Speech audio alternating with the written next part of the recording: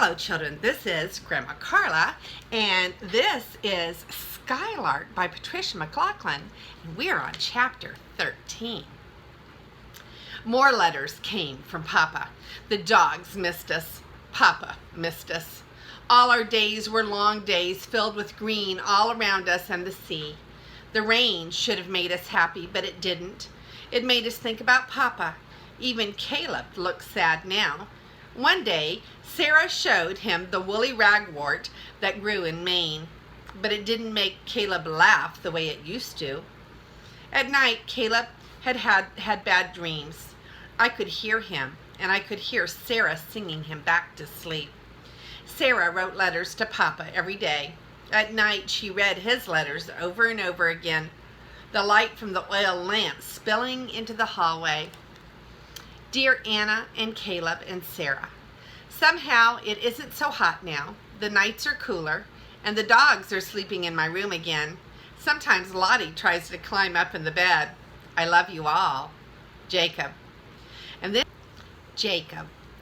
And then one day at dinner, Caleb said something that made my heart skip. It's almost time for school, he said.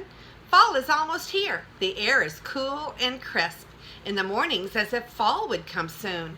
I had hardly thought about school and fall. My thoughts were about summer and Papa and the sweet smell of the prairie grass. The aunts looked at Sarah, then at Caleb, then at me. Would you like to visit the school here? Caleb, said Aunt Harriet. It's a wonderful school, Caleb, said Sarah slowly. She sighed. I went to school there. Caleb stood up and looked at us. Very carefully, he pushed in his chair. No, he said, I don't want to go to school here. I like you, but I don't want to live here. Caleb walked to the door, opened it. I want to go home, he said in a soft voice. He looked at Sarah. Don't you? He asked.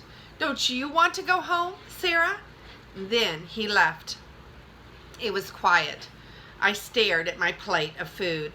I could feel Aunt Mattie beside me, fiddling with her fork. Aunt Harriet cleared her throat. When I looked up again, Sarah was staring out the window at the sea. No one spoke. I looked everywhere for Caleb. Behind the house, in the wooden rowboat, on the rocks where the seals sunned. I found him huddled by a driftwood log in the cove, and Caleb was crying. I sat down next to him, and I listened to the waves come in. A wind came up, and I put my arms around him. Don't cry, Caleb, I said. Please don't cry. After a moment, Caleb looked up at me.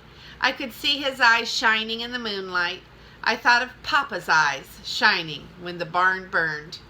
Anna, said Caleb, his voice soft, will we ever see Papa again? Ever? Caleb waited for me to answer, but I couldn't find any words for him. He began to cry again, and we sat there as clouds moved across the moon, dark, then light, then dark again, and Caleb fell asleep. And this is Grandma Carla, and I love you.